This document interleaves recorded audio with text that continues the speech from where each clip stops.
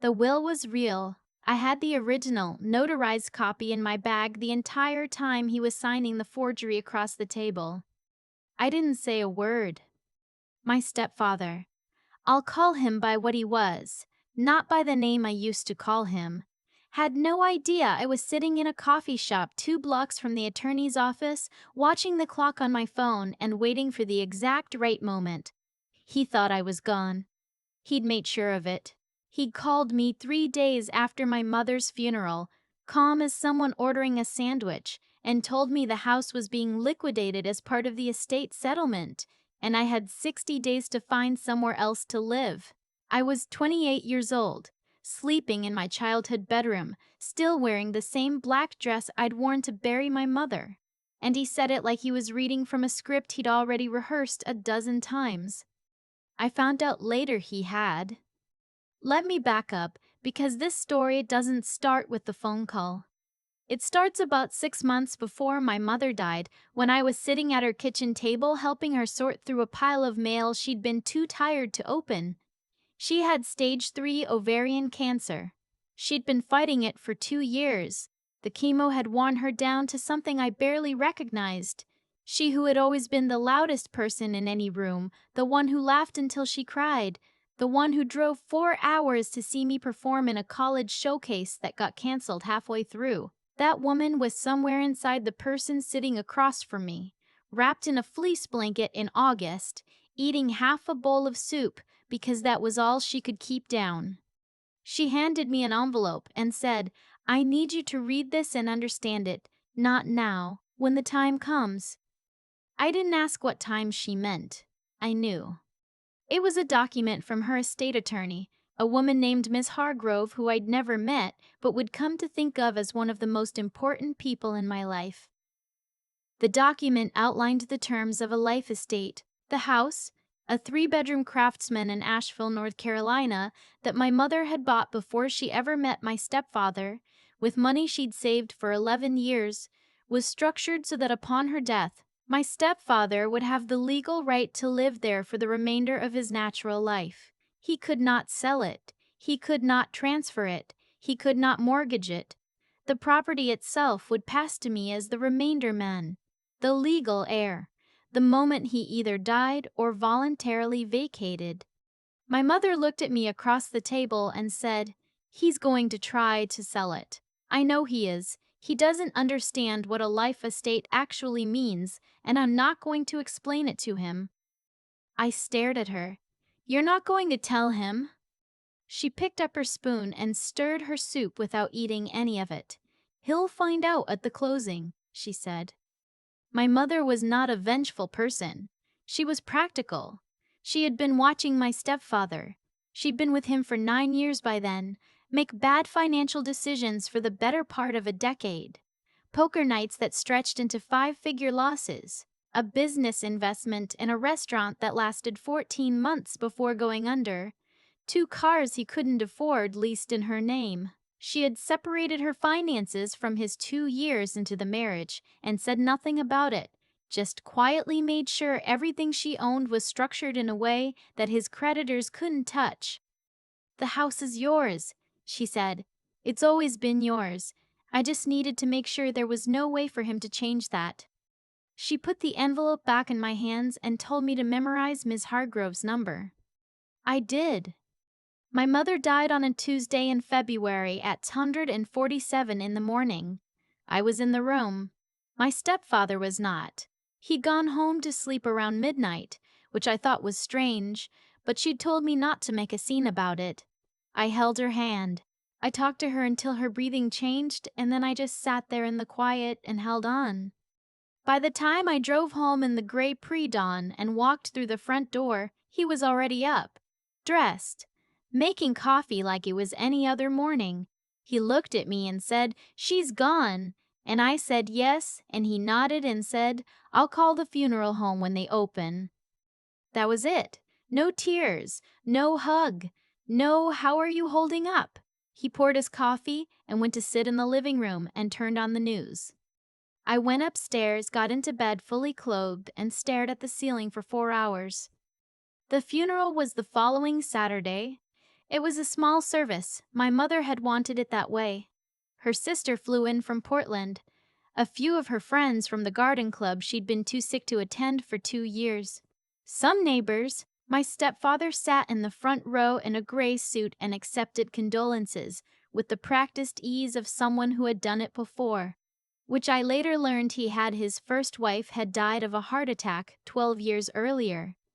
At the reception afterward, in my mother's own living room, I watched him pour drinks and hold court like he was hosting a party. He was telling a story that made 3 of his friends laugh. I stood by the window with my aunt, and she squeezed my arm and said, quietly, "She left the house to you. I know about the arrangement," she told me. I looked at her, and she looked back at me, and neither of us said anything else. 3 days later, he called me downstairs. He was sitting at the dining room table with a folder in front of him. He had a legal pad. He had a pen. He looked, I thought, like a man who had already decided how a meeting was going to go. He told me that he'd spoken to a real estate attorney, not Ms. Hargrove, someone else, and that the house was going to be listed in the spring. He said the market was good and he expected to get somewhere in the range of $480,000. He said he was planning to use the proceeds to start fresh somewhere warmer. He actually said that, somewhere warmer, like he was describing a vacation, and that I should start thinking about my next steps. I looked at him for a long moment. I thought about my mother at the kitchen table, handing me that envelope, saying he'll find out at the closing. I said, okay, I'll need 60 days to find a place. He said 60 days was fine. I called Ms. Hargrove that afternoon from the parking lot of a grocery store 3 miles away. I sat in my car in the cold and told her what he'd told me. She was quiet for a moment, and then she said, he can list it, he can wicket it, he can even get to the closing table. But the moment he tries to transfer title, the life estate provision will block it. The deed is filed with the county. Any title search will catch it. I said, he doesn't know that. She said, I know, your mother anticipated this. I asked her what I should do. She said, let him get to the table, and then show up. What I did not know yet, what I only found out later, from Ms. Hargrove and eventually from a detective with the Buncombe County Sheriff's Office, was that my stepfather wasn't just planning to sell the house. He had been systematically withdrawing from a joint account he had talked my mother into keeping open, even after she'd separated most of her finances. The account had been primarily funded by her disability payments during the last year of her illness. Over 18 months, he had moved approximately $63,000 out of it in increments small enough not to trigger automatic flags. Some of it went to pay off a personal loan. Some of it went to a woman he'd been seeing since the previous spring, whose name I won't use here because she has kids, and I don't see any reason to. He had also, at some point, gotten access to an old brokerage account of my mother's that she'd forgotten to update the login credentials on. He had liquidated $118,000 in assets from that account over a 4-month period, transferring the funds through 2 intermediary accounts before depositing them into something he'd set up in his own name. This was the piece that made it federal. This was the piece that turned a civil matter about a house into something that involved wire fraud statutes. I didn't know any of that yet when I started packing boxes in the bedroom I'd grown up in. I was just doing what my mother had told me, waiting, watching, keeping every piece of paper I could find. I'd been managing my mother's household bills for the last 8 months of her illness. She'd asked me to because the chemo brain made it hard for her to track numbers. I had access to her email, her filing cabinet, her bank statements. After the funeral, when I started going through things properly, I found the withdrawal records. I found the brokerage transfer confirmations she'd never opened because she was too sick to check her email by then.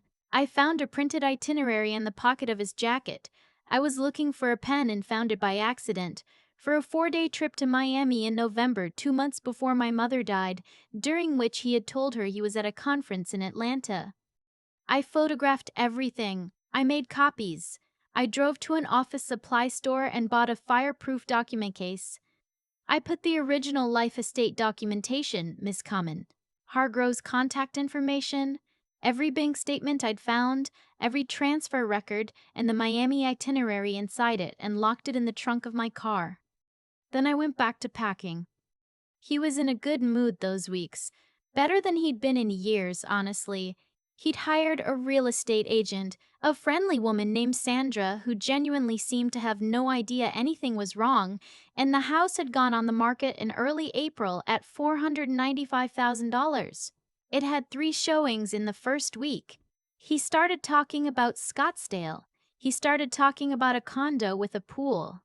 His girlfriend had apparently already been researching neighborhoods online. I knew because I'd accidentally seen a text notification on his phone while I was bringing in groceries, something about a complex in Tempe with a rooftop terrace. Sandra called him with an offer in the third week, $487,000, cash buyers, quick close. He accepted. The closing was scheduled for a Thursday in May at 2 p.m. at the title company's offices downtown. I called Ms. Hargrove. She said, "Be there at 1:30. I'll meet you in the parking lot." She also said she'd already been in contact with someone else. She was careful about how she phrased it. She said, "There are some financial irregularities that have been referred to the appropriate authorities." I didn't ask her to be more specific.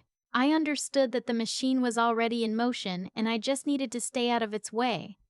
The morning of the closing, he was getting dressed when I knocked on his bedroom door and told him I'd found a place. An apartment in Weaverville. I had a lease. I'd be out by the end of the month. He looked genuinely pleased. He actually said, "Good for you." Like he was proud of me. Like he'd done me a favor by lighting my life on fire. I smiled.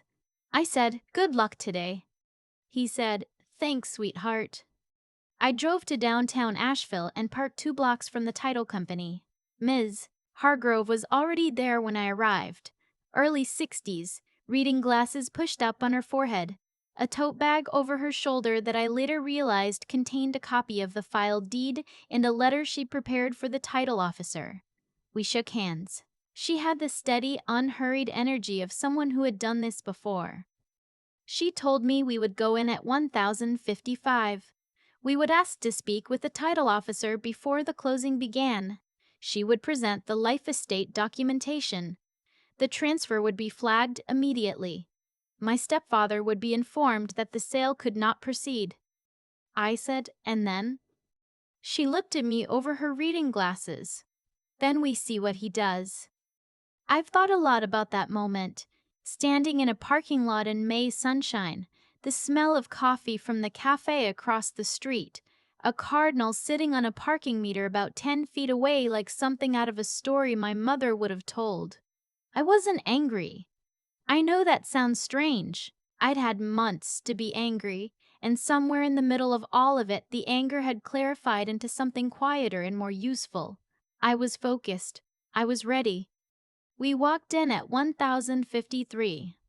The title officer, a man named Mr. Dolan who looked like he'd been doing this for 30 years and had seen most things, listened to Miss Hargrove for about 4 minutes, looked at the deed, looked at the letter, and then looked at her and said, "I'll need to pause the closing." He stepped out. My stepfather was already in the conference room.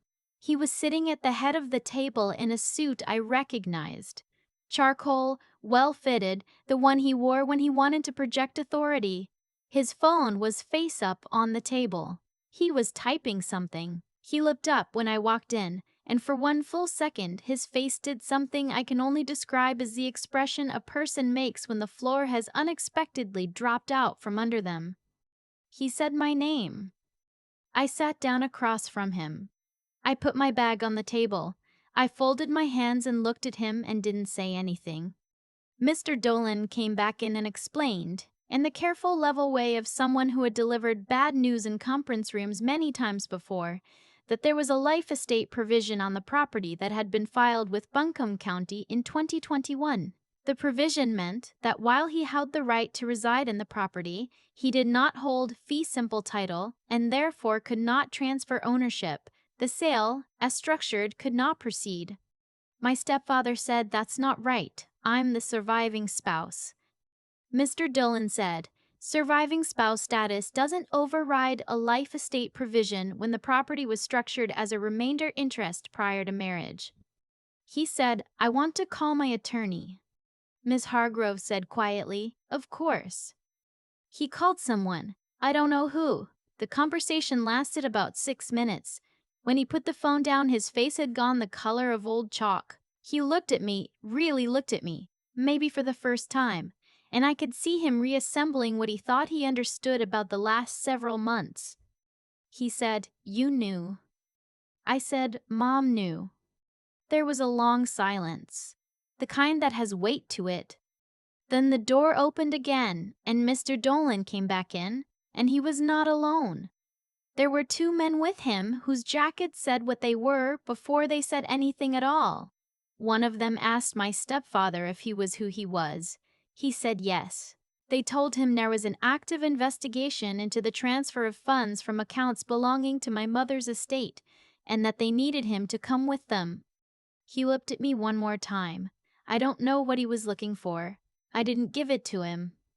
He stood up slowly, straightened his jacket, that reflex of a man trying to hold on to dignity he'd already spent, and walked out of the room between them. I sat there for a moment after they left. Miss Hargrove put her hand briefly on my arm. The cash buyers, I later learned, had been informed there was a title issue and the deal had been canceled. They were apparently understanding about it. The investigation took several months. The final tally, when it all came out, was $181,000 in misappropriated funds between the bank withdrawals and the brokerage liquidation. The wire transfers across state lines meant it was a federal matter. Wire fraud, plus financial exploitation of a vulnerable adult, which in North Carolina carries its own set of charges. He ended up taking a plea agreement. I wasn't in the courtroom when he was sentenced. I didn't need to be. The house, my mother's house, the one she bought with 11 years of savings, the one where I learned to ride a bike in the driveway and burned my first batch of cookies in the kitchen and sat up past midnight with her when my first relationship fell apart, passed fully to me 8 months after the closing date that wasn't. Miss Hargrove walked me through the paperwork. It was a clear Thursday afternoon in January, and I sat in her office with a cup of tea she'd made me and signed my name where she pointed, and that was that. I went straight from her office to the house. I had a key. I'd always had one. I sat on the back porch in my coat because it was cold and the heat wasn't on, and I looked at the yard she'd planted. The hydrangeas along the fence, the raised vegetable beds she'd built herself, the Japanese maple she'd put in the corner 15 years ago that was now twice my height. The cardinal was there too, or one like it, sitting in the maple looking at nothing in particular. I thought about her handing me that envelope. I thought about her saying he'll find out at the closing. I think about it still. She didn't protect the house because she was angry. She protected it because she was a mother, and protecting things was what she knew how to do, and she did it quietly and with complete precision, and she never once made it dramatic. She just made sure I'd be okay. I'm okay. I keep coming back to the hydrangeas. My mother planted them the first spring after she bought that house, before she met him, before the cancer, before any of it. She dug the holes herself and hauled the bags of soil from the trunk of her car and spent a whole Saturday afternoon in the yard doing something that wouldn't pay off for 3 years. That's the kind of person she was. She thought in long timelines. She was patient in a way that I used to mistake for passivity, and I was wrong about that for a long time. What she did with that life estate document wasn't luck or legal cleverness for its own sake. It was the same thing as planting the hydrangeas. She saw what was coming. She saw it clearly, maybe more clearly than she ever let on. And instead of confronting it or falling apart about it, she quietly built something that would outlast her. She put the right paperwork in the right hands at the right time, and then she let it do its work. I've thought about what it takes to do that. To know you're running out of time and still spend some of it protecting the people you love through channels they won't even understand until after you're gone. That's not weakness. That's not resignation. That's a specific kind of moral clarity that most people never develop because it requires you to put someone else's future ahead of your own present comfort. She could have spent those last months angry at him. She had every right to be. Instead, she spent them making sure I'd be okay. I think about what I had to do too.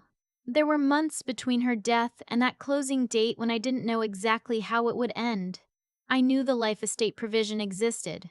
I knew Miss Hargrove was in my corner, but I didn't know about the wire transfers yet.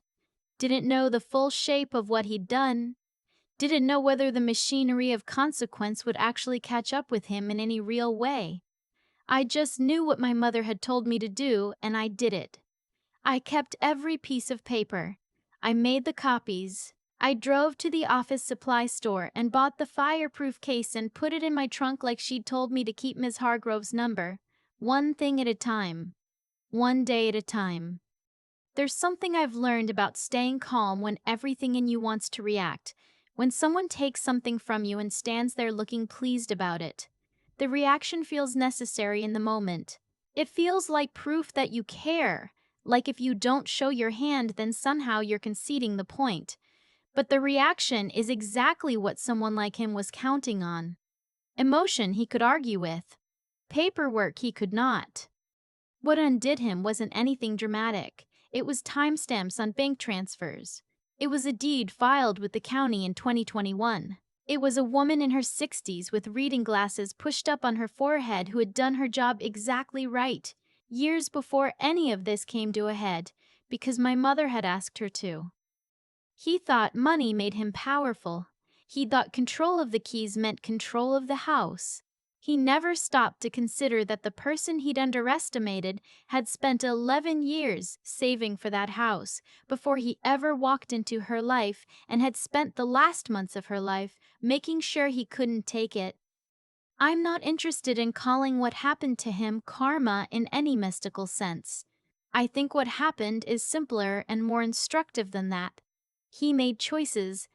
Those choices had a shape, and the shape eventually became visible to the people whose job it was to look. That's all. Cause and effect, action and consequence. The fraud didn't disappear because he moved money through 2 intermediary accounts. It just took a little longer to surface. The house is mine now. The hydrangeas came back this spring without anyone doing anything. That's the thing about what you plant when you're thinking about the future. It tends to keep growing.